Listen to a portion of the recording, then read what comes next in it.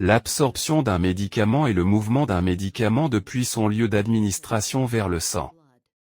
Les médicaments administrés par voie orale pénètrent dans l'estomac, où ils se dissolvent, et traversent les membranes cellulaires des cellules épithéliales qui tapissent l'estomac,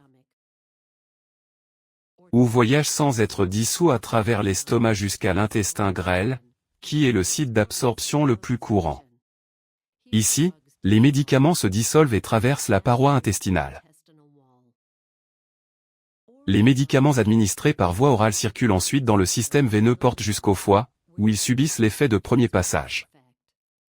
Au cours de ce processus, le foie métabolise une partie du médicament, soit en l'inactivant, soit en l'excrétant dans la bile pour être éliminé du corps. La quantité restante de médicaments actifs quitte le foie et atteint la circulation générale et les organes cibles. Si un médicament est administré par injection intraveineuse, il passe directement dans la circulation sanguine, contournant ainsi l'absorption dans le tractus gastro-intestinal. S'il est administré par injection intramusculaire ou sous-cutanée, le médicament pénètre dans le muscle ou dans le tissu sous-cutané, où il passe à travers les espaces entre les cellules dans les parois capillaires puis dans la circulation générale ou les organes cibles, contournant également l'absorption dans le tube digestif.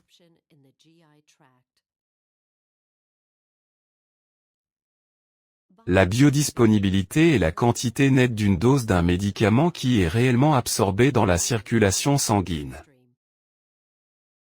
La biodisponibilité des médicaments oraux est inférieure à 100% en raison de l'effet de premier passage du foie. En revanche, la biodisponibilité des médicaments 4 est de 100% parce qu'ils ne sont pas exposés à l'effet de premier passage du foie.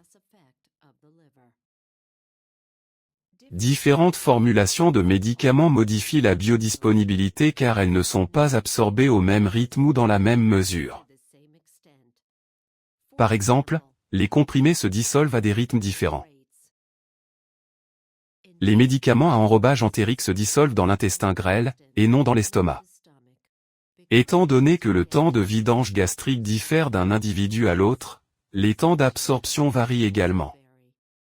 Les formules à libération prolongée contiennent de minuscules sphères qui se dissolvent à des vitesses différentes, ce qui entraîne une libération constante du médicament tout au long de la journée, mais également une absorption variable.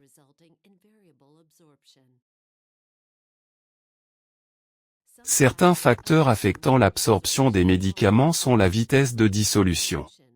Les médicaments qui se dissolvent plus rapidement sont absorbés plus rapidement. Surface.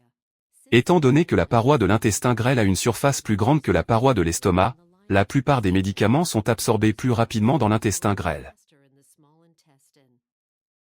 Flux sanguin. Plus le gradient de concentration entre l'estomac rempli de médicaments et le sang sans médicaments qui s'écoule rapidement est élevé, plus l'absorption est rapide. Solubilité lipidique. Les médicaments hautement liposolubles traversent les phospholipides de la membrane cellulaire plus facilement que les médicaments peu liposolubles. Et la répartition du pH. L'absorption est plus rapide lorsque la différence entre le pH au site d'administration et le pH du plasma attire davantage de molécules de médicaments à ioniser dans le plasma.